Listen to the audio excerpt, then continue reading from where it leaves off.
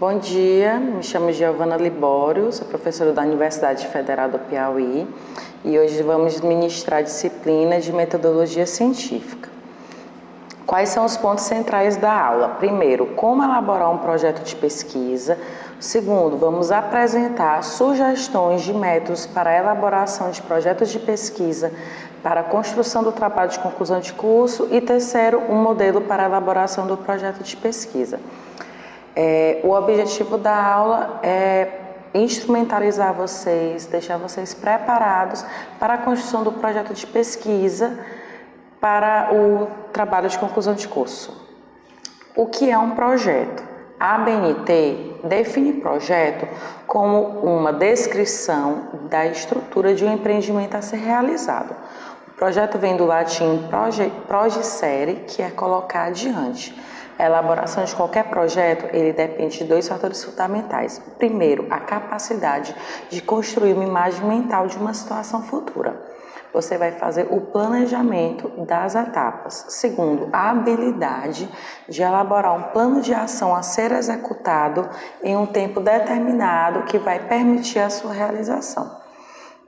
A elaboração do projeto de pesquisa exige do pesquisador a resposta às perguntas. 1. O que fazer? E agora, o que é que eu vou fazer? A resposta do que vai fazer vai ser o seu tema e problema. 2. Por que fazer? E aí entra a justificativa e relevância do estudo. E a última pergunta seria o como fazer. O como vai se fazer vai ser os materiais que você vai utilizar e o método que você vai utilizar para conseguir responder as outras perguntas. De acordo com a ABNT NBR 15287, o projeto ele é estruturado em 3 elementos: o elemento pré-textual, o elemento textual e o pós-textual. O elemento pré-textual ele antecede o texto com informações que ajudam na identificação e utilização do trabalho. O elemento textual é exposto o conteúdo do trabalho. Vamos já falar detalhadamente de cada um desses elementos. E o elemento pós-textual, ele sucede o texto e complementa o trabalho. Quais são os elementos pré-textuais? A capa, a folha de rosto e o sumário. Existem outros elementos que não são obrigatórios, que você pode colocar, mas esses são os elementos obrigatórios. Quais são os elementos textuais? Iniciamos com a introdução, é o primeiro elemento textual do seu projeto. A introdução, eu coloquei uma sugestão de como você estruturar a sua introdução. É interessante você iniciar com a contextualização do macro para micro, já que a introdução, ela se trata de uma contextualização do seu problema, do problema da sua pesquisa. Então, você vai iniciar do problema de uma forma mais geral, macro, uma forma específica, micro. O que seria essa forma mais geral? Por exemplo, você vai falar de um problema de saúde, tuberculose.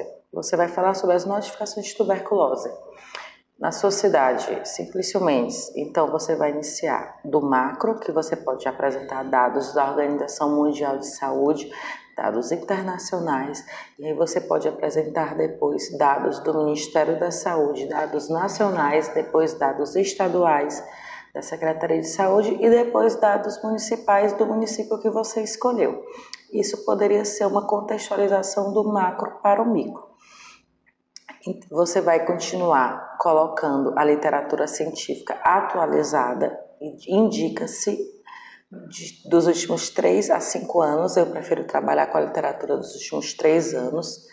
Claro que existem conceitos históricos que às vezes você precisa apresentar de referência mais antiga, mas você não pode colocar como, por exemplo,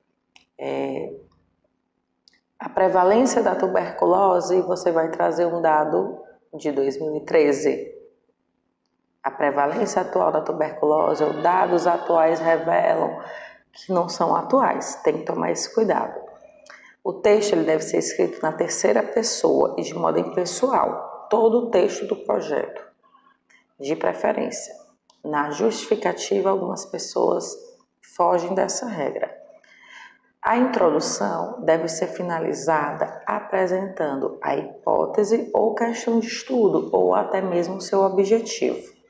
E uma questão sobre o objetivo. Esse objetivo ele pode estar dentro da introdução como um parágrafo, ou ele pode estar em tópicos. E depois disso, a justificativa e a relevância. A escolha do tema e problema de estudo. O tema é o assunto sobre o qual você quer investigar. Nessa fase, o tema é amplo e deve ser recortado. Aqui, eu estou explicando como você vai iniciar a escolha do tema. Então, você pode começar pelo mais amplo e ir refinando e chegando num tema mais bem formulado. Um problema de pesquisa é objeto de discussão em qualquer domínio de conhecimento científico. O problema ele pode ser formulado como uma pergunta, porque assim você facilita a identificação por parte de quem consultou o projeto ou o relatório de pesquisa. Um exemplo, o tema óbito por suicídio. Esse é um tema bem geral. Qual é o tema do seu estudo? Óbito por suicídio. Qual poderia ser o seu problema ou questão de estudo? Como se caracteriza os óbitos por suicídio no Brasil? Eu fiz em forma de questão. E qual o objetivo? Caracterizar os óbitos por suicídio no Brasil. É uma forma bem simples de você elaborar tema, problema ou questão de estudo. É você pensando no objetivo como uma resposta para a questão que você elaborou. Como elaborar os objetivos? Primeiro, os objetivos, você vai descrever o que vai ser pesquisado. Eles são os verbos, o verbo de ação e sempre tem que estar no infinitivo. O trabalho, ele pode ter objetivo geral, mas ele também pode ter objetivos específicos. Os objetivos específicos, eles sempre vão ser desdobramentos do objetivo geral. O objetivo geral, ele vai mostrar uma visão global do assunto que vai ser pesquisado. E os objetivos específicos, eles vão mostrar uma visão específica do assunto, ou seja, o ponto central. Você vai fazer desdobramentos do objetivo geral. Qual a quantidade que eu posso ter de objetivo específico? Vai depender do que você está estudando, do seu objeto de pesquisa. Eu não tenho como pré-definir. Sugestões de objetivos. Conhecer. Se você quer conhecer algo, você pode utilizar os verbos apontar, citar, classificar, conhecer, definir, descrever, identificar, relatar e reconhecer. Porque você não vai colocar os seus objetivos específicos, 3 a 5, por exemplo, com todos descrever, descrever. Você vai colocar verbos diferentes. Se você quer conhecer, se você quer compreender alguma coisa, você pode utilizar compreender, concluir, deduzir, demonstrar, determinar, diferenciar, discutir, interpretar, localizar e reafirmar. Se você quer aplicar algo, se o seu objetivo é aplicar um protocolo, é aplicar um instrumento, você pode colocar desenvolver, empregar, estruturar, operar, organizar, praticar, selecionar, traçar, otimizar, melhorar. Se o seu objetivo é analisar, pode ser utilizado comparar, criticar, debater, diferenciar, discriminar, examinar, investigar, provar, dentre outros. Se você quer sintetizar, compor, construir, documentar, especificar, esquematizar. Se você quer avaliar, argumentar, avaliar, constatar, decidir, escolher, estimar. São exemplos que você pode utilizar. E aí, após falar dos objetivos geral e específico, você vai construir a justificativa. Eu coloquei alguns pontos importantes para a construção da justificativa e relevância que você pode utilizar para estruturar. Primeiro, por que você se interessou pelo tema? Aí é algo pessoal. Você se interessou pelo tema pela sua vivência? Você se interessou pelo tema porque quando você era estudante, você teve uma proximidade na graduação? Você se interessou pelo tema porque você tem uma motivação pessoal? Você é gestor? Então é pessoal. E aqui nesse momento algumas pessoas deixam a redação pessoal. E aí é importante você prosseguir colocando a viabilidade da proposta. O que seria isso? O seu projeto é viável? E aqui é um ponto importante, que na hora de elaborar o projeto, o tema, é importante pensar em algo que você vai conseguir fazer. Não adianta você elaborar algo muito complexo que você não vai conseguir. Então, vamos pensar em propostas viáveis que você vai conseguir fazer. Se a sua proposta envolve participação de outras pessoas, como, por exemplo, a gestão é viável, a gestão tem interesse, isso tudo você deve colocar nesse momento do trabalho. O projeto é relevante? Se é relevante, qual a relevância? Ele é relevante para quem? Por que ele é relevante? Ele vai trazer algum impacto para você, para os participantes, para a gestão, para a comunidade? São todos os pontos que você vai descrever nesse momento. Esse item de justificativa e relevância, ele pode estar dentro da introdução em forma textual ou pode estar em tópicos. Se você coloca o objetivo em tópico, você pode colocar a justificativa e relevância também em tópico. Continuando a parte textual do trabalho, nós temos o referencial teórico. O referencial teórico é um elemento muito importante e quando vocês estiverem lendo outros trabalhos, vocês vão ver que você pode encontrar ele com outros nomes em outros trabalhos, em outras dissertações ou teses, ou TCCs. Você pode encontrar referencial temático, marco teórico conceitual, referencial filosófico, referencial bibliográfico. Nossa proposta é utilizar o nome referencial teórico, mas isso também pode ser alterado de acordo com o que você vai trabalhar e o seu orientador quando você for elaborar o TCC. No referencial teórico, você vai apresentar o que já foi pesquisado e publicado sobre o tema. Então, aqui você vai ter que fazer uma busca extensa de artigos, livros e publicações sobre o tema que você escolheu. Lembra o exemplo que eu falei do suicídio? Aqui o tema seria o amplo, o suicídio, os óbitos por suicídio. Então, o referencial teórico vai ser pensando sempre no tema. Você vai expor e discutir diferentes análises sobre o tema pesquisado. Às vezes você tem diferentes autores que apresentam diferentes conceitos ou diferentes visões sobre um fato, sobre um problema, e você pode expor essas diferenças, sempre buscando fazer a interlocução entre os autores. O seu referencial, quando você for construir toda a parte do seu trabalho, introdução, referencial e futuramente discussão, não pode ser uma coxa de retalho. O que é que nós chamamos de coxa de retalho?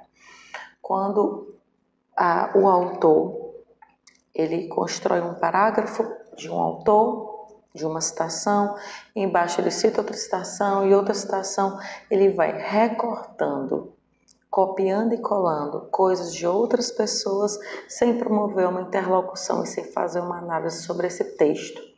É muito importante que você busque construir a sua parte textual de uma forma lógica, lembra da história do macro para o micro, buscando sempre uma interlocução entre os autores.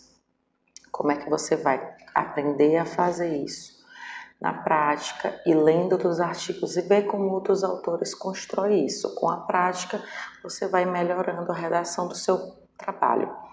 Se necessário, pode ser dividido em tópicos. Professora, quantos tópicos deve ter o meu referencial teórico? Vai depender do seu problema.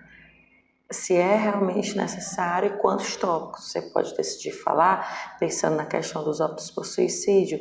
Você pode fazer um parágrafo inicial, óbitos no suicídio, e trazer os dados estatísticos. E fazer um outro parágrafo, por exemplo, sobre as políticas públicas e ações de saúde voltadas para a questão do suicídio no Brasil. E aí você vai falar dos programas do Ministério da Saúde e você pode falar das ações locais na cidade que você escolheu, por exemplo. Então vai depender sempre do seu problema, da sua questão de pesquisa. E aí nós passamos para o método, que vocês também podem encontrar em alguns artigos com nomes diferentes: materiais e métodos, metodologia, método, materiais, instrumentos de pesquisa, vai depender. Geralmente utilizamos método. E eu coloquei aqui sugestão de tópicos, que é o que nós encontramos mais. Primeiro, qual o tipo de estudo? Aqui você vai colocar seu estudo. É um estudo bibliográfico, se é uma pesquisa de intervenção, se é vamos supor que você fez um estudo de caso, uma pesquisa com dados secundários, se você fez uma pesquisa de campo, você vai colocar nesse momento. Geralmente, no trabalho de conclusão de curso, as pessoas dizem aqui qual o tipo de estudo e definem esse tipo de estudo de acordo com os principais autores na área. Depois você vai colocar o local. Essa pesquisa vai ser em que cidade? Essa pesquisa vai ser num banco de dados. Que banco de dados? Depois você vai colocar a população e a amostra e os critérios de inclusão e exclusão. A população vai ser a população com tuberculose na cidade. Vai ser todo mundo? Vai ser calculada uma amostra? E quais são os critérios de inclusão? Ter mais de 18 anos? Quais são os critérios de exclusão? Não conseguir responder as respostas? Não conseguir compreender? Analfabetismo é um critério de exclusão do seu estudo? E aqui você vai definir de forma detalhada qual a sua população, qual a sua amostra, quais os critérios de inclusão e exclusão do seu estudo. Você vai definir a coleta de dados, explicar, descrever. É melhor do que definir nesse caso, você vai descrever como é que vai ser feita a sua coleta de dados. Vai ser por meio de instrumentos de pesquisa? Você vai fazer esse instrumento? Alguém já fez esse instrumento? Vai ser a implantação de alguma coisa? Você vai implantar alguma ação? Como é que vai ser feita? Vai ser por dados secundários? Como vão ser coletados esses dados? Você vai descrever tudo aqui nesse momento. Depois você vai para a análise dos dados. Como é que esses dados vão ser analisados? Vai ser à luz do referencial teórico? Vai ser por meio de análises estatísticas? Os dados vão ser apresentados em tabelas e gráficos? É esse o momento de fazer essa descrição. E por último, os aspectos éticos e legais da pesquisa. É uma pesquisa envolvendo seres humanos? Se for, tem que colocar as resoluções que tratam disso. É uma pesquisa que envolve dados secundários? Se for, colocar. Envolve TCLE, seres humanos? Vamos utilizar o termo de consentimento livre e esclarecido, TCLE. Nesse momento você vai colocar.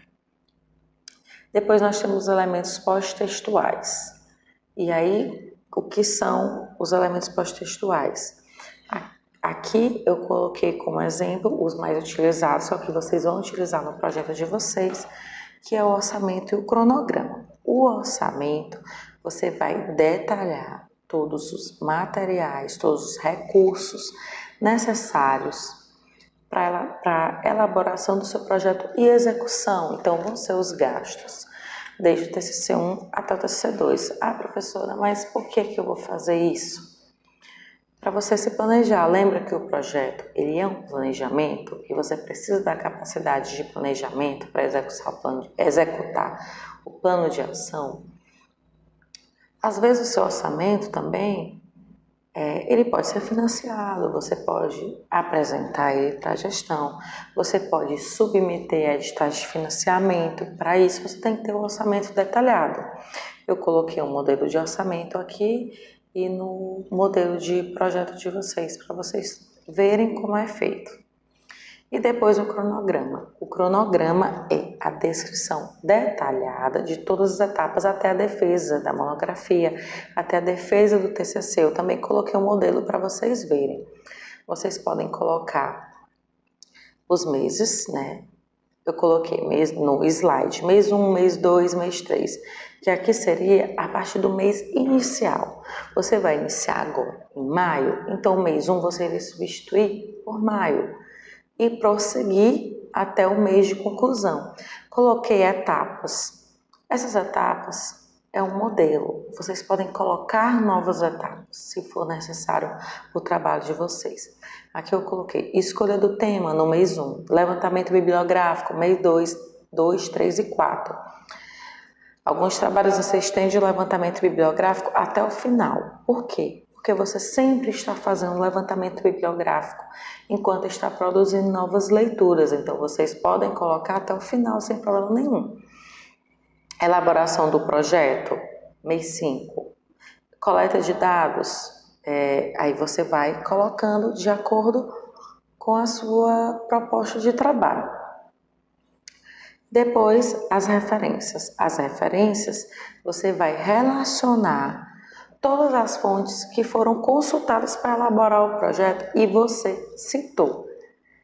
Citou na sua introdução, às vezes você lê muito mais artigos, só que você não cita o seu projeto. Então, aqui você vai olhar na introdução quais referências que eu citei. Tudo que tem no seu trabalho tem que estar nas suas referências.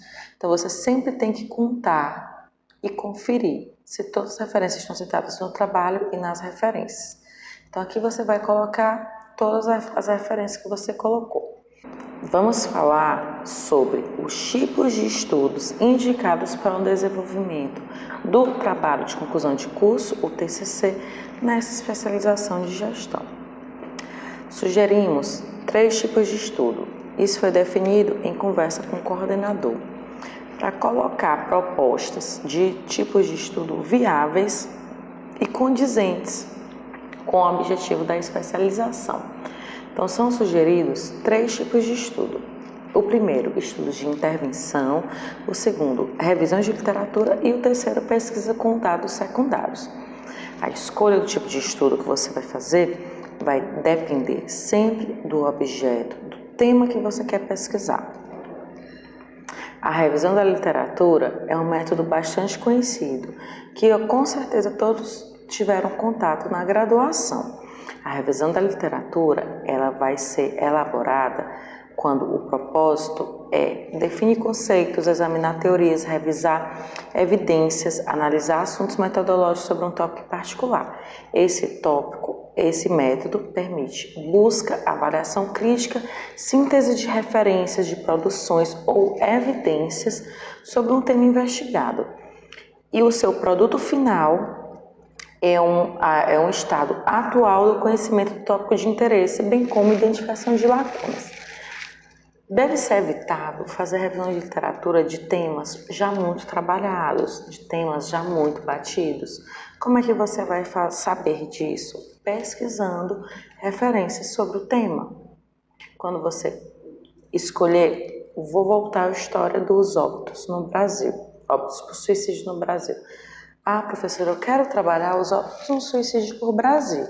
Eu posso trabalhar isso de diversas formas. Vou dar um exemplo.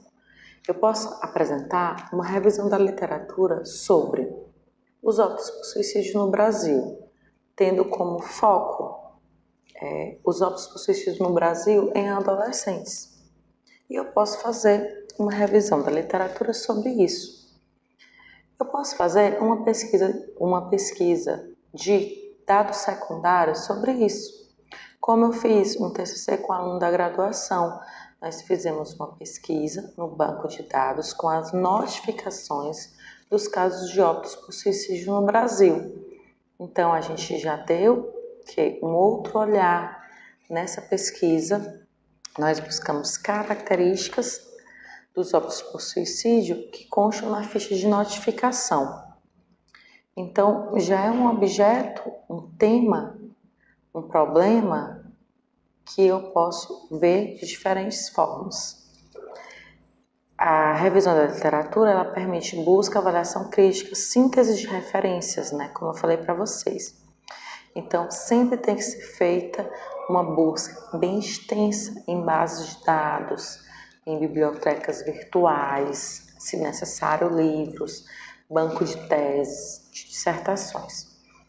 Eu trouxe aqui sugestões de fase para uma revisão. dependendo do livro que vocês usarem, do artigo que vocês consultarem, vocês vão ver que existem diferentes propostas de fase para a execução de uma revisão. Você não obrigatoriamente vai usar a que eu estou propondo, mas é para vocês conhecerem. A primeira fase seria elaborar a questão norteadora, a questão da sua pesquisa. A partir dessa questão, você vai delimitar todas as fases posteriores. Segundo, busca ou amostragem da literatura. O que seria isso? Quais as bases de dados que eu vou pesquisar? Quais os descritores que eu vou utilizar? Quais os critérios de inclusão e exclusão das publicações? Isso tudo você vai definir nessa fase. Terceira fase, a coleta de dados. Com essa definição, você vai começar a fazer a pesquisa nas bases de dados. Quarta fase, a análise crítica dos estudos incluídos. Aqui, algumas pessoas optam por iniciar essa análise crítica lendo os títulos e os resumos. Então, a partir da leitura dos títulos e resumos, eu já consigo excluir alguns artigos que não se adequam à minha proposta, que não respondem à minha pergunta, que não se adequam aos meus objetivos. E aí você vai aplicar os critérios de inclusão e exclusão e excluir. Depois de ler todos os resumos e títulos, você vai prosseguir lendo os artigos completos. E aqui talvez você já exclua outros artigos, porque você, no resumo, o artigo dava a entender que se enquadrava. Quando você for ler o artigo completo, ele não se enquadrava. Então você pode excluir. Tudo que você for fazendo, você vai registrar para colocar no método descrito depois. Foram excluídos tantos artigos porque não se enquadravam no critério de inclusão e exclusão após a leitura do resumo. A próxima fase vai ser a organização e discussão dos resultados. Você pode organizar os resultados quando necessário. Você pode fazer uma tabela com alguns resultados, você pode colocar em tópicos temáticos e você pode fazer a discussão, você deve fazer a discussão desses resultados encontrados. E a última fase é apresentar a revisão. Então, essa é uma proposta. E aí passamos a pesquisa com dados secundários, que é um tipo de pesquisa bastante relevante para quem está trabalhando com gestão. E essa pesquisa apresenta várias vantagens. A pesquisa com dados secundários, ela é feita o quê? Com dados já publicados anteriormente, que não foram coletados em prol da pesquisa em si, dessa sua pesquisa, mas estão disponíveis para consulta. Ficou um pouco confusa a explicação, vou explicar melhor.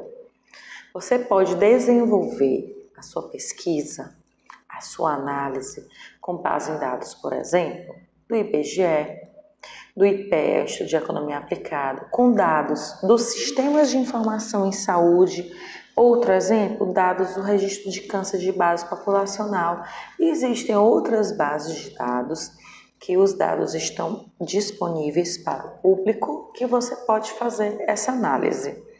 Como o exemplo que eu dei para vocês da pesquisa com óbitos por suicídio, que nós pegamos os dados já publicados das notificações.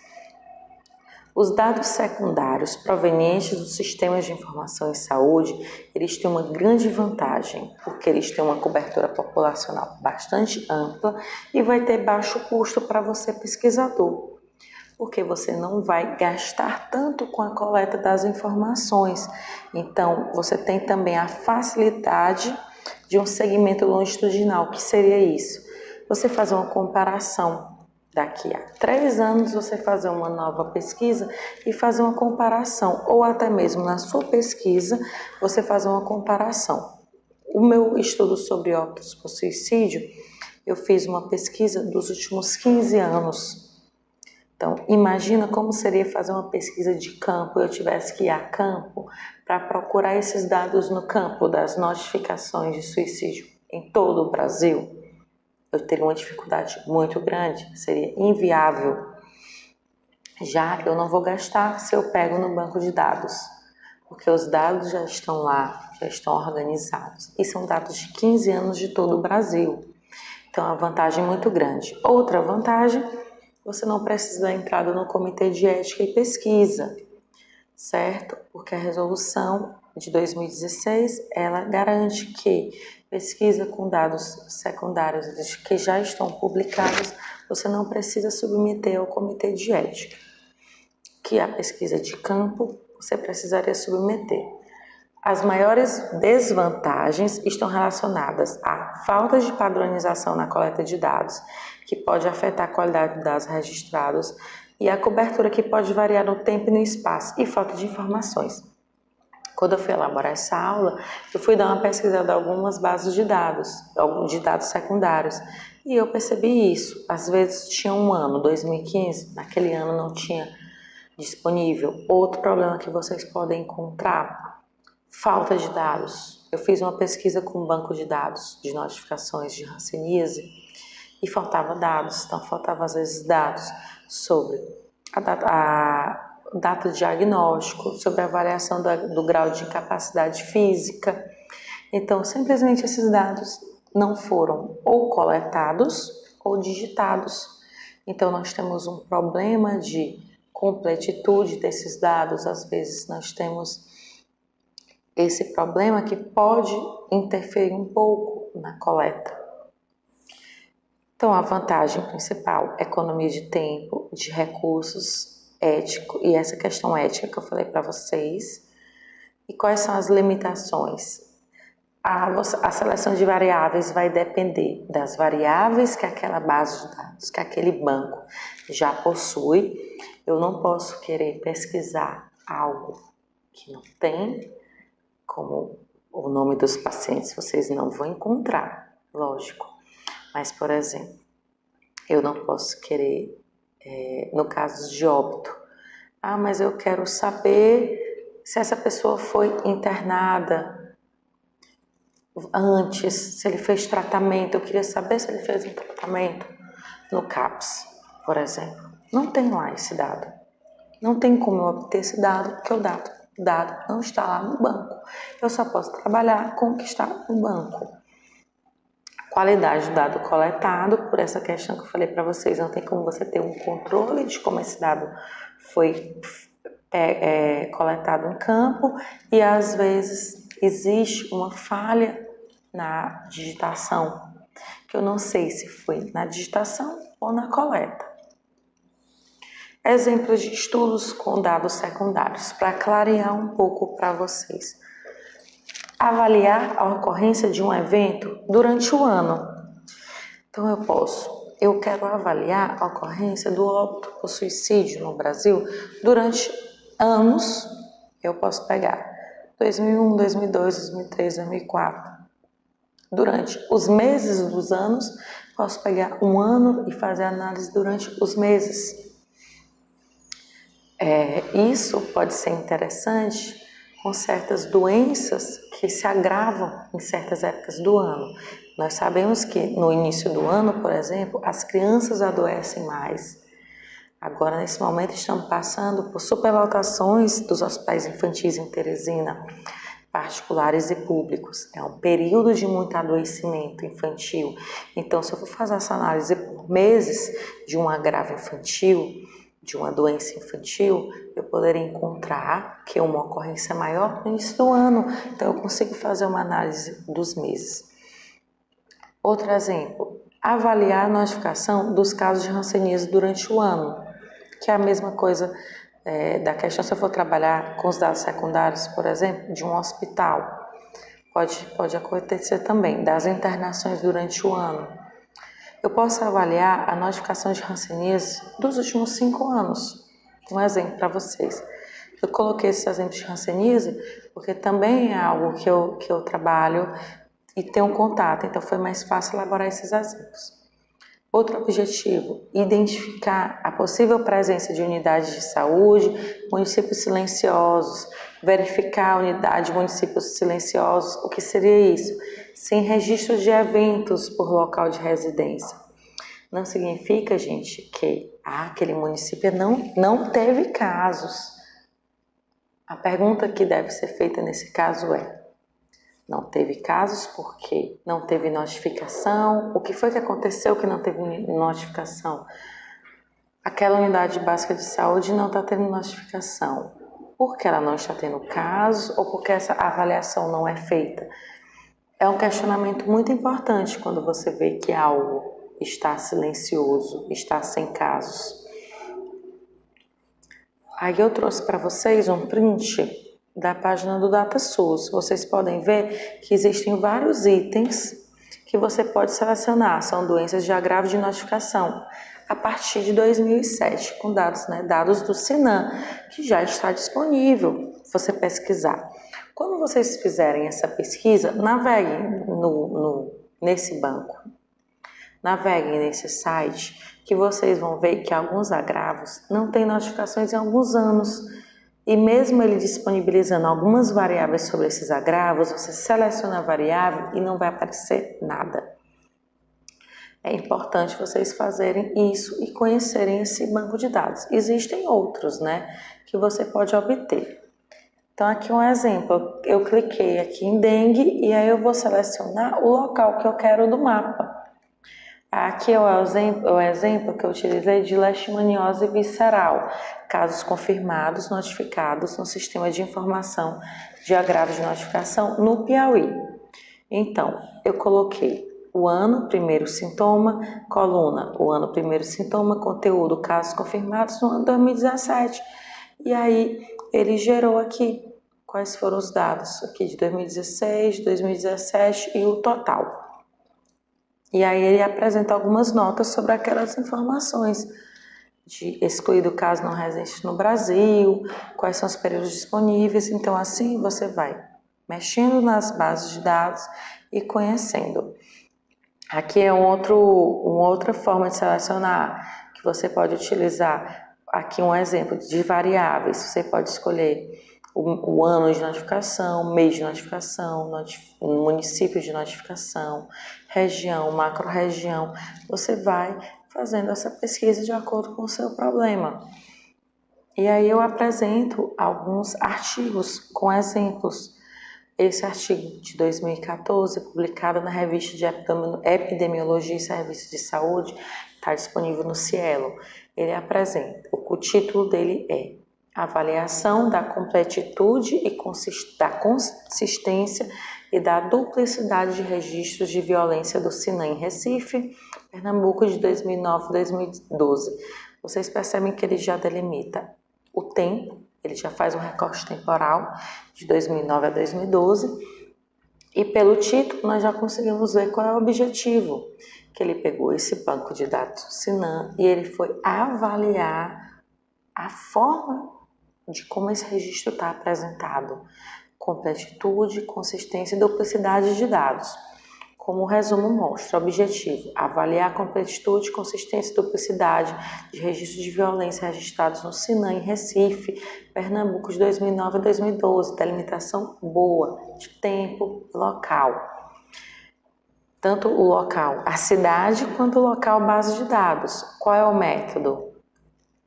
Estudo descritivo, que é o tipo de estudo. Qualidade de base de dados do Sinan foi avaliada quanto à completitude e consistência de 35 variáveis e não duplicidade de registros. Aplicou-se o teste Q quadrado, análise dos dados, para a tendência linear e para a avaliação da completitude e consistência. Quais os resultados apresentados? No período de 2009 e 2012, houve um aumento de 283% no caso de notificações. Aí ele apresenta os outros dados que ele encontrou. Então, vocês fazendo essas leituras de artigo, vocês vão se aproximando e analisando e pode, inclusive, ajudar vocês a delimitar o tema. Outro estudo.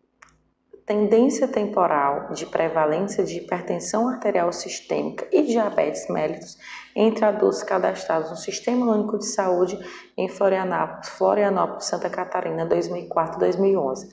Ele delimitou bem o agravo, hipertensão e diabetes. Ele vai ver o que? Tendência temporal da prevalência em apenas pessoas adultas no SUS de um local específico. O objetivo, então, é bem claro, delimitou de uma forma bem feita e os métodos de estudo de série temporal com dados do cadastro familiar obtido no Sistema de Informação de Atenção Básica, no SIAB. Então, já é uma outra forma de fazer a pesquisa. Outro exemplo, qualidade dos registros de violência sexual contra a mulher no SINAM em Santa Catarina, 2008 a 2013, que é dessa mesma forma que eu estou falando para vocês. Delimita bem qual é o foco. Registros, qualidade dos registros. Delimita qual é o banco de dados que você vai utilizar, base de dados, SINAM, e o local que é Santa Catarina. Prosseguindo com uma outra proposta tipo de estudos que você pode utilizar, que para mim é o meu preferido para o tema de vocês da especialização, né, para o tipo de especialização que vocês estão fazendo, que é o projeto de intervenção. Quando fomos elaborar essa aula, em conversa com o coordenador e experiências anteriores nessa pós, decidimos fazer essa aula de uma forma que realmente ajudasse vocês na construção do projeto. E quando a gente pensa num projeto que tem a ver com essa pós-gestão em saúde, eu penso muito no projeto de intervenção, que é um projeto muito adequado para quem está envolvido no serviço, para quem está na prática. Algumas pessoas têm mais proximidade com a prática e outros com a pesquisa, até mesmo a docência. Até o tipo de estudo que você vai escolher ele tem a ver com o seu perfil. O projeto de intervenção ele tem um objetivo de resolver, de solucionar um problema real que você observou no território de atuação. E você vai propor a melhor forma de resolver esse problema observado. Então é bastante interessante para quem está inserido no serviço, como assistência, como gestão, ou que faz parte de organizações comunitárias. Na verdade, qualquer aluno pode fazer, mas é porque, como ele tem parte de um problema observado no território, geralmente é mais viável para quem está inserido como profissional. No projeto de intervenção, os sujeitos, ao pesquisarem a sua própria prática, eles produzem novos conhecimentos e, ao fazê-lo, apropriam-se, ressignificam a sua prática, produzem novos compromissos de cunho crítico com a realidade que atuam. Quando você faz parte do serviço, como, por exemplo, um projeto de intervenção em uma unidade básica de saúde, quando você faz parte da equipe, quando você conhece o problema e as pessoas, é muito mais fácil você envolver as outras pessoas da equipe para aceitarem e participarem, colaborarem do seu projeto de intervenção. De acordo com Medronho, nos projetos de intervenção, o proponente provoca uma modificação intencional. Um projeto de intervenção é uma proposta de ação construída a partir da identificação de problemas, necessidades e fatores determinantes. O termo projeto, ele refere-se a um plano para a realização de uma ação coordenada no futuro, né? Como eu falei para vocês.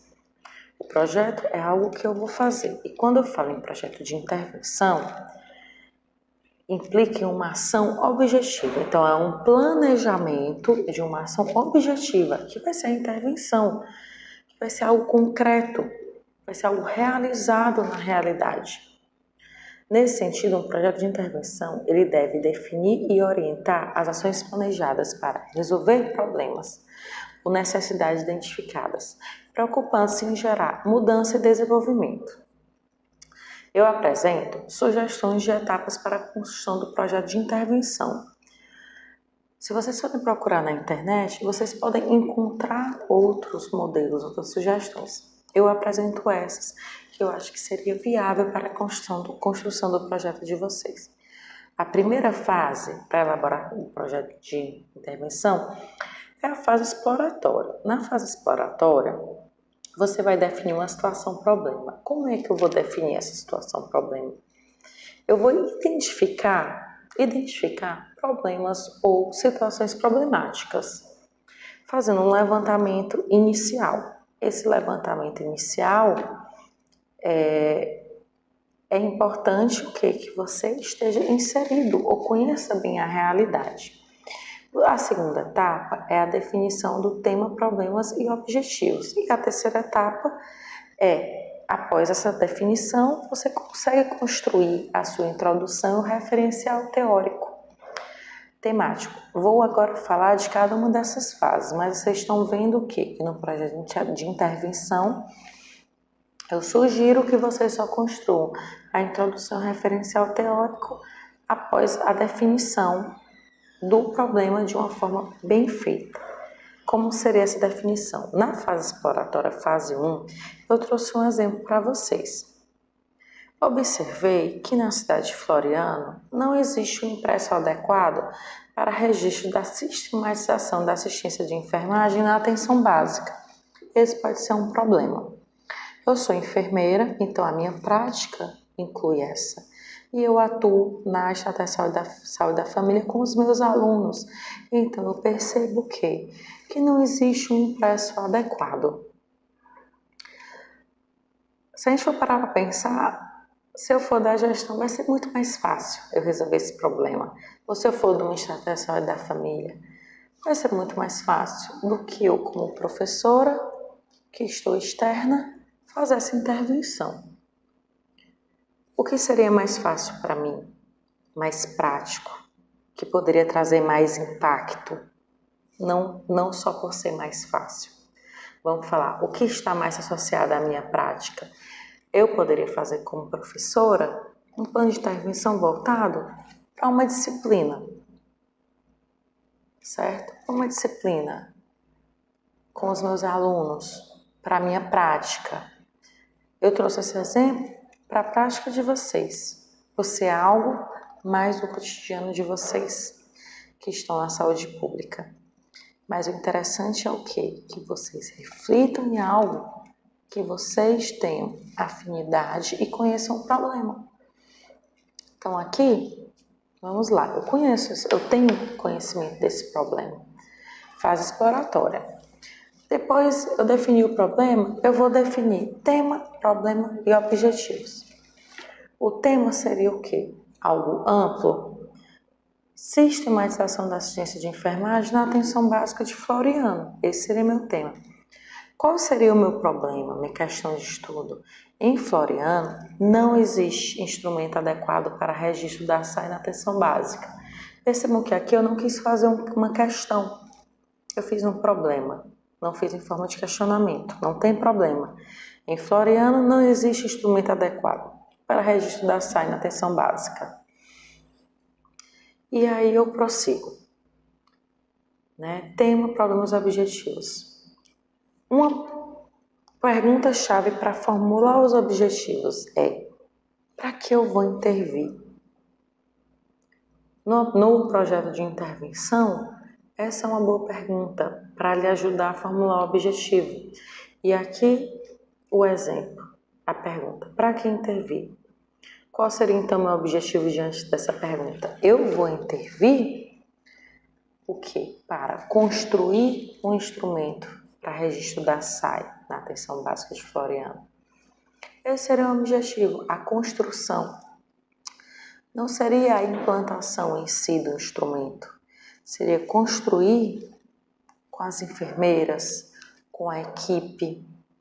Vamos conversar com as pessoas, vamos nos reunir junto às enfermeiras, vamos fazer um grupo de discussão, um grupo focal, vamos construir juntos, vamos promover discussões, vamos chamar a gestão para compartilhar, vamos construir isso com a gestão. Isso seria parte do meu trabalho, do meu projeto.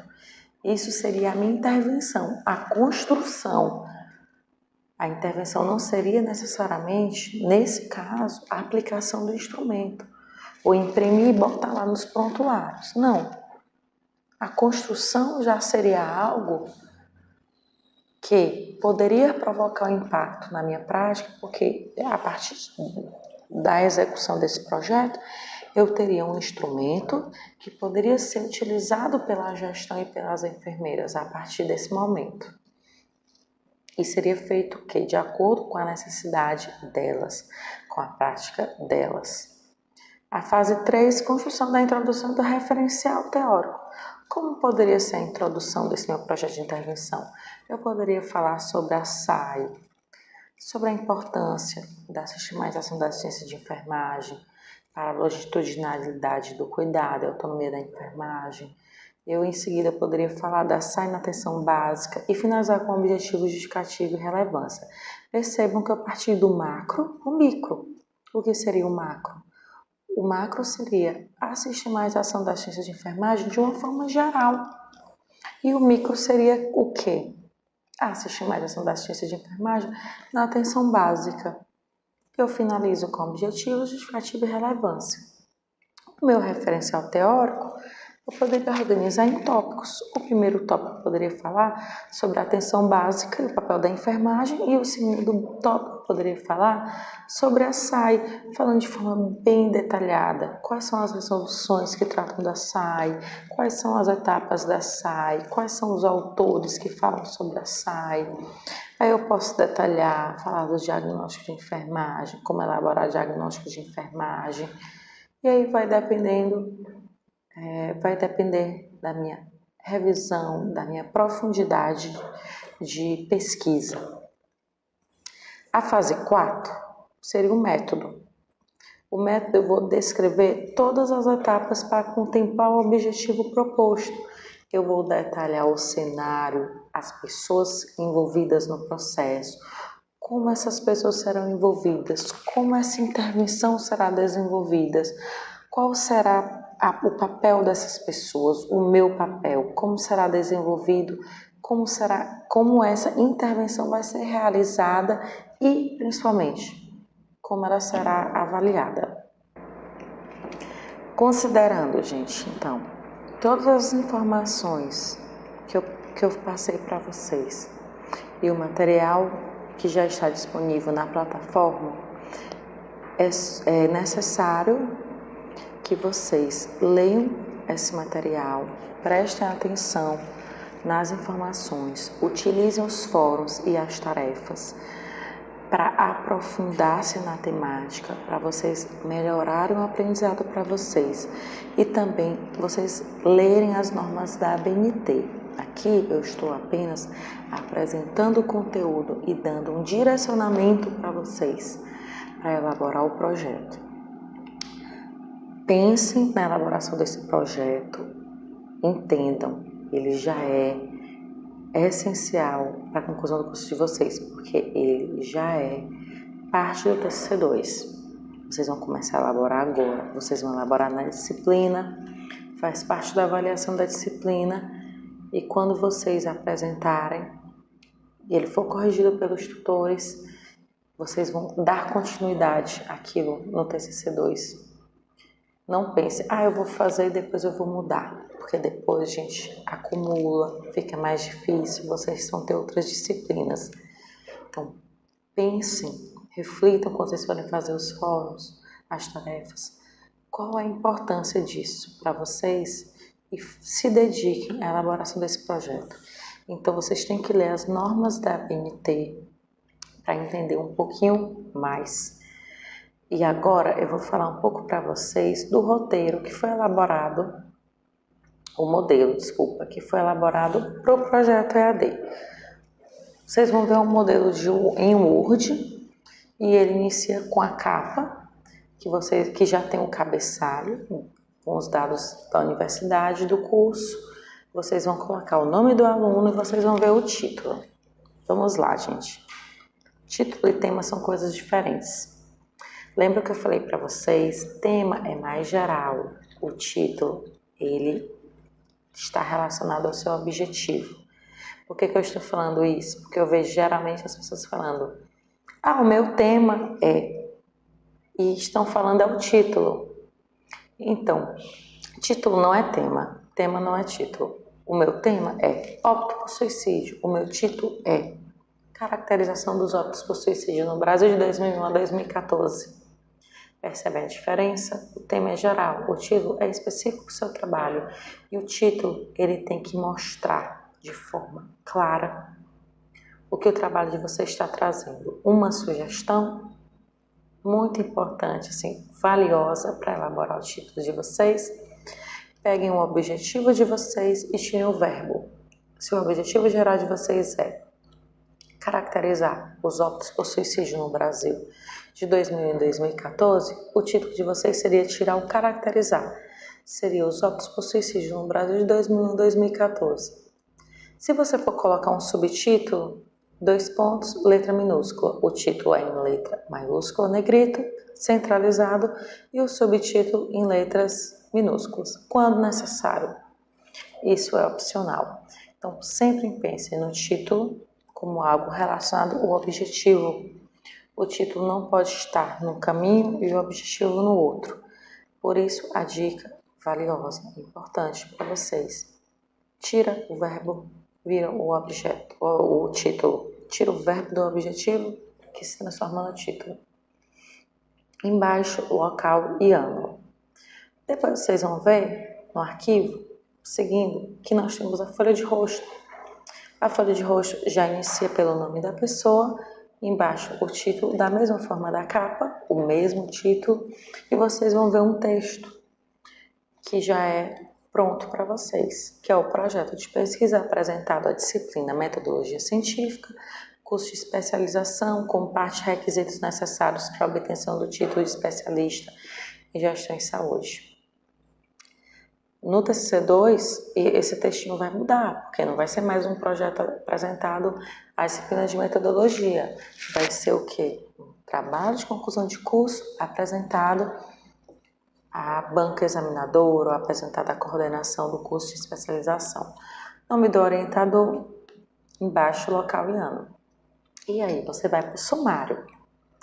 O sumário, você vai colocar o nome das sessões ou capítulos, espaço, introdução, sem ponto, negrito. No texto, na parte textual do projeto, lembra elemento pré-textual, textual e pós-textual? Aqui nós estamos em elementos pré-textuais, capa, folha de rosto e sumário. Aqui você vai colocar um espaço introdução, tudo maiúsculo preto, lá no textual vai estar do mesmo jeito. Maiúsculo ou negrito, espaço, introdução, maiúsculo, tudo negrito, do mesmo jeito, sem um pontinho. Aí você vai colocar o pontilhado e o número da página. 2, referencial teórico. Você vai colocar o pontilhado, no modelo aqui não tem, mas no de vocês vão colocar o pontilhado e o número da página. O número da página sempre alinhado, né, na margem, certo? Todos alinhados na mesma linha. 3, método, mesma coisa. 4, orçamento, mesma coisa. 5, cronograma, mesma coisa. Referência, apêndice e anexo não tem indicativo numérico de seção, certo? Não é 6 referências, é só referências. Nem apêndice, nem anexo. Introdução. Espaço, introdução, tudo maiúsculo. Coloquei bem explicadinho para vocês. Deve apresentar uma contextualização da temática, do macro, do micro, o que eu já falei aqui na aula. O texto deve ser escrito na terceira pessoa e de modo impessoal. Finalize a introdução apresentando hipótese ou questão de estudo, objetivo. Esses itens, como eu já falei para vocês, eles podem ser separados da introdução em forma de tópicos ou junto. O objetivo, um verbo infinitivo. O trabalho pode conter objetivo geral e, se necessário, deve conter objetivo geral e, se necessário, específicos.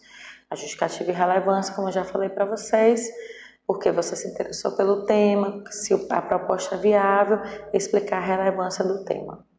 Então, gente, no referencial teórico, como eu já falei, você vai fazer a apresentação de tudo que já foi estudado, de todo o tema, das coisas publicadas sobre o tema, autores, artigos, conceitos, e você sempre deve citar o autor quando você pegar essa informação de algum material. De acordo com a norma da ABNT 6023 de 2002, você vai colocar o autor e a data. E se for uma citação direta, o ano. O que é uma citação direta? É algo que você vai copiar e colar, transcrever da forma que foi descrito. Por exemplo, um conceito histórico, uma definição que você não consegue colocar de outra forma. Então você vai colocar a citação direta entre aspas. Se você consegue colocar de outra forma, como quando você lê um artigo e você resume os pontos principais com as suas palavras, é uma citação indireta. Mesmo assim, você vai colocar o autor e o ano.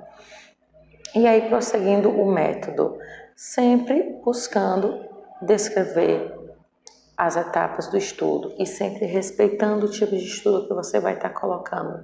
Como eu falei para vocês, dependendo do tipo de estudo, você vai precisar de outros itens, você pode precisar de outros itens, e aí você vai colocar aqui. Aqui eu dei um exemplo, por exemplo, do estudo bibliográfico. Você vai colocar o tipo de estudo, etapas do estudo, base de dados utilizada, estratégia de busca utilizada, critérios de inclusão e exclusão, forma de análise das referências encontradas. Já no estudo de intervenção, tem outros elementos que eu preciso colocar que não estão aqui. Então, o método vai ser de acordo com o seu objetivo de estudo e o tipo de estudo que você definiu. Depois do método orçamento, que aqui eu trouxe um exemplo para vocês na tabela, que vocês podem utilizar, claro que vocês vão adaptar ao projeto de vocês e à realidade de vocês. E o cronograma, que aqui eu trouxe um exemplo, esse tá melhor do que o do slide eu peguei de uma outra pesquisa e esse eu fiz. Então ele tá mais real, eu coloquei começando em maio, terminando em fevereiro. Eu coloquei definição do tema e objeto, elaboração do projeto de pesquisa, coleta de dados. Acabei de ver que eu esqueci de colocar a revisão da literatura, então vocês coloquem no de vocês, revisão da literatura no período completo. Elaboração dos resultados de discussão, preparo do pesquisa, do relatório de pesquisa. O que é o preparo do relatório de pesquisa? É o preparo do trabalho final.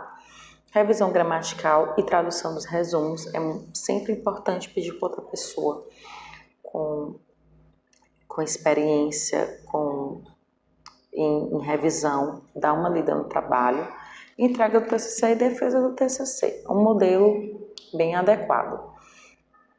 Referências. As referências você vai listar em ordem alfabética todas as fontes que você utilizou. As referências bibliográficas, elas deverão ser feitas de acordo com a ABNT 6023 de 2002. Gente, é só colocar no Google ABNT NBR 6023 de 2002. Todas as ABNTs vocês vão encontrar disponibilizadas no Google. Para compor cada referência, eu devo obedecer à sequência dos elementos. As referências são alinhadas à margem esquerda do texto e de forma a identificar individualmente cada documento. Vocês vão ver que no texto de vocês vai estar justificado. A referência é elemento pós-textual e no caso da referência especificamente, ela vai estar alinhada à esquerda.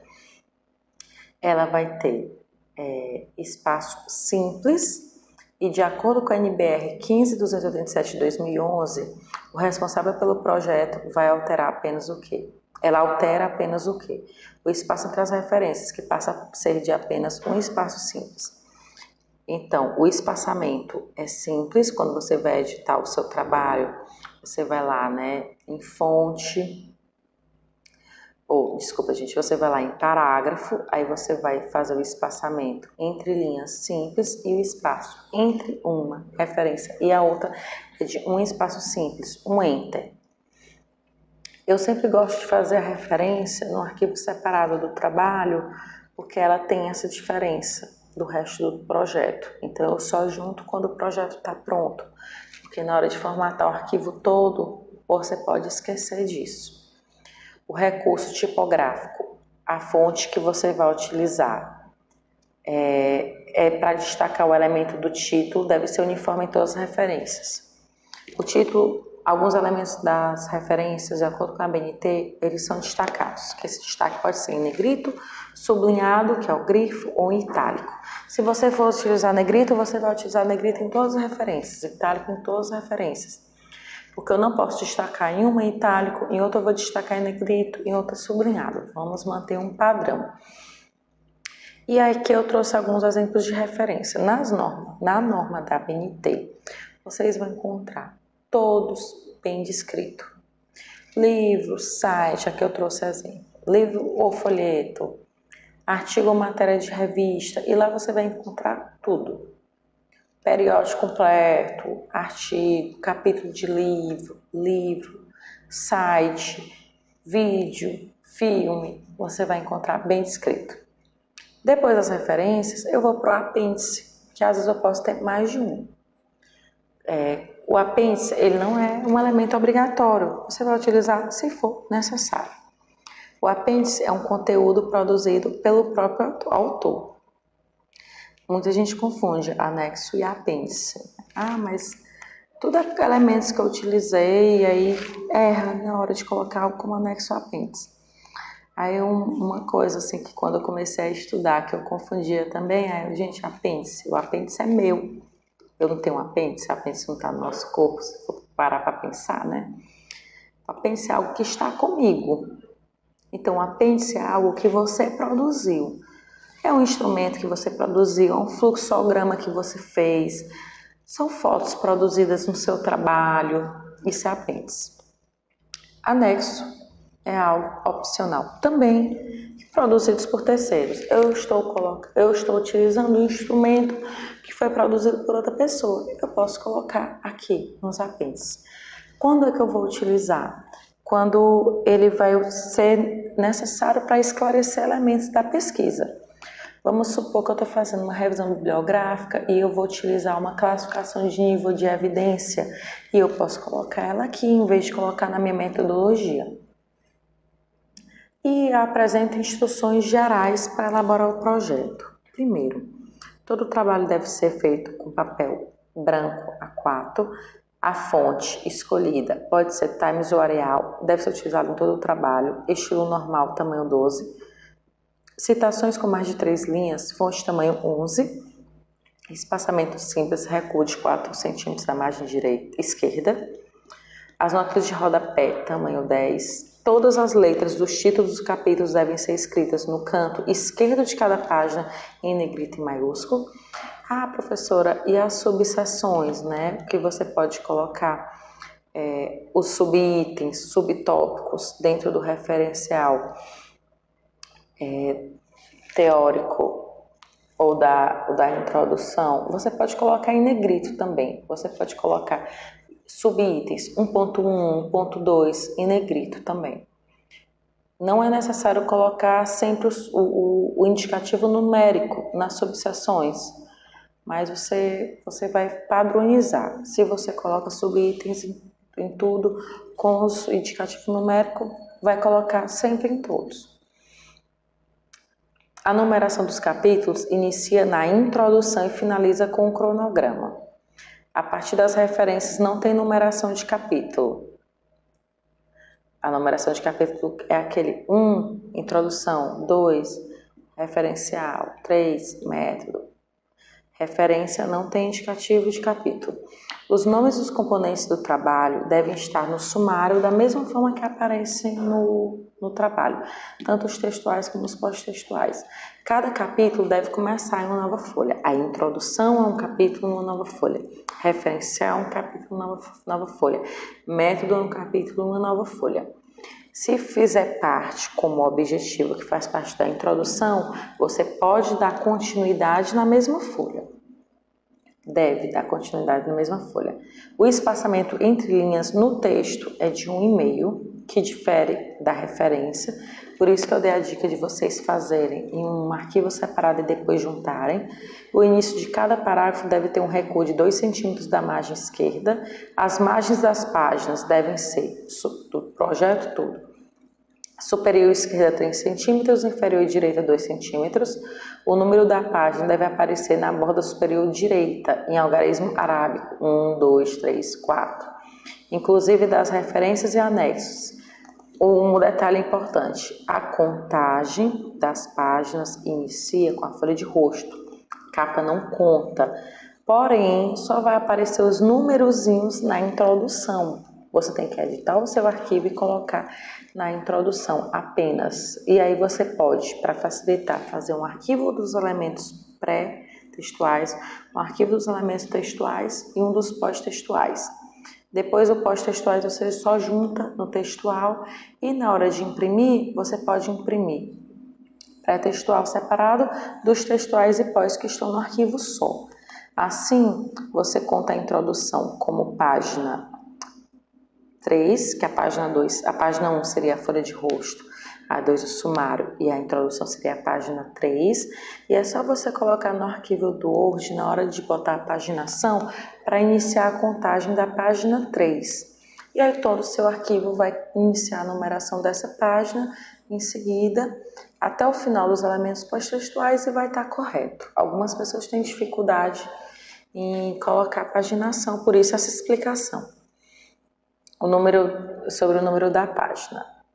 Todo o texto deve ser digitado com espaçamento 1,5 entre linhas, excetuando as citações de mais de 3 linhas, notas de rodapé, referências, legendas das ilustrações e tabelas.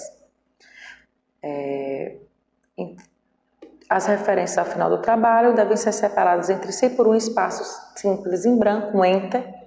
Na folha de rosto, o tipo de projeto de pesquisa e o nome de entidade a que é submetido devem ser alinhados do meio da mancha gráfica para a margem direita, como está o modelo de vocês.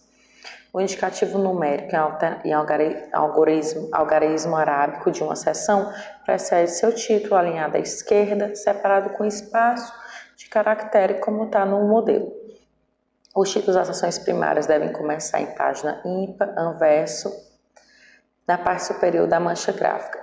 Essa observação, gente, é porque existe a possibilidade, com a norma da ABNT, de você imprimir de frente e verso, mas você tem que ter cuidado se a sua impressora é uma impressora que ela não vai soltar muita tinta e deixar a folha muito fina e de não cometer algum erro na digitação. Eu prefiro imprimir mesmo só em uma face da folha, certo? Os títulos das subseções também devem ser separados no texto por um espaçamento de 1,5. Títulos que ocupem mais de uma linha devem ser a partir da segunda linha alinhados abaixo da primeira letra. Aqui são descrições por sumário, que vocês vão ler e ver com calma. Elementos do projeto conforme a norma da ABNT NBR 15287/2011.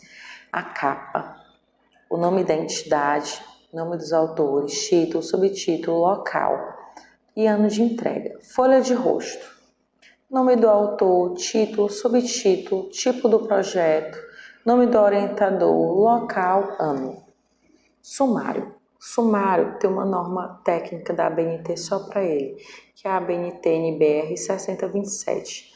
A palavra sumário deve ser centralizada e com a mesma tipologia da fonte utilizada nas seções primárias. Se é Arial, tudo em Arial, Times, tudo em Times. Negrito, maiúsculo. Os itens do sumário devem seguir sempre a mesma ordem do projeto e aparecer da mesma forma, alinhados os títulos, subtítulos, se houver, sucedem os indicativos das lesões. A paginação deve ser o número da primeira página. Elementos textuais, NBR 15287/2011. Todos os componentes dos elementos textuais, eu já fiz essa exposição na aula e no modelo do projeto. Os elementos pós-textuais, a ordem dos elementos pós-textuais. Primeiro, referência, depois apêndice, depois anexo. A norma da referência é elemento obrigatório. A ABNT NBR 6023. O modelo contém alguns exemplos, mas é necessário que vocês leiam a norma. Lembrando que a NBR de 2011, que é a 15287, ela é responsável pelo projeto e ela altera o espaço entre as referências, que na norma de referência antiga, vocês vão ver que são 2 espaços entre uma referência e outra, 2 enters, e a partir de agora passa a ser só um. O apêndice é um elemento opcional, deve ser colocado quando necessário, e ele deve ter a palavra apêndice em letras maiúsculas. E se tiver mais de um apêndice, você coloca apêndice A e descreve o título. O anexo da mesma forma do apêndice. Citações, tem uma norma também para citações, que é a BNT-NBR 10520. A citação ela vai expor uma informação de outra fonte, que não foi produzida pelo autor, e ela pode ser direta ou indireta, ou uma citação de citação. A citação de citação, gente, ela deve ser evitada, certo? Porque alguns pesquisadores, alguns autores, elas entendem que a citação de citação, ela empobrece o seu trabalho. É melhor que você sempre busque a fonte direta, o autor que falou aquilo. A citação de citação é uma citação direta ou indireta de um texto, quando você não tem acesso ao original. Eu estou lendo aqui um artigo e eu vejo que ele citou um autor. Aí eu vou lá na referência e vejo que esse livro, ele é um livro de 75, um livro em inglês, que não tem nem no Brasil. Como é que eu vou citar esse livro? E é uma citação assim essencial para o meu trabalho. Aí eu faço uma citação de citação. O que eu não posso fazer, gente, é fazer citação de citação de coisas que eu tenho acesso ao material. Se eu tenho acesso ao material, eu devo ir na fonte primária. A citação direta, eu vou transcrever a parte da obra do autor. Direta, sem mudar nada. A indireta, eu vou fazer um texto baseado no autor que eu consultei. As citações diretas, até 3 linhas, entre aspas duplas. As simples, as aspas simples são utilizadas se existe uma outra citação no interior da citação que eu estou citando. Por exemplo, eu vou citar lá que então eu coloco uma citação direta. Na obra produzida por Pedro, ele cita que. Aí eu vou botar aspas simples, porque eu estou citando um autor que cita outra pessoa. A identificação da autoria deve ser pelo sobrenome do autor ou nome da entidade, caso você vai pegar coisa do Ministério da Saúde, da Organização Mundial da Saúde, da Organização Pan-Americana da Saúde, separado por vírgula do ano. E entre parênteses ou quando eu cito, de acordo com o Ministério da Saúde, apenas o ano entre parênteses. E aí eu trago alguns exemplos para vocês. Nas citações indiretas, eu não preciso colocar a página e é importante, gente, a leitura e a prática para elaborar as citações indiretas. Sempre façam a leitura dos slides, façam as leituras do modelo e das normas, respondam os fóruns e as tarefas, para vocês começarem a se apropriar desse conteúdo, para conseguirem elaborar um projeto adequado, que vocês consigam dar continuidade na especialização. Então é isso, obrigada, estou disponível para quaisquer dúvidas.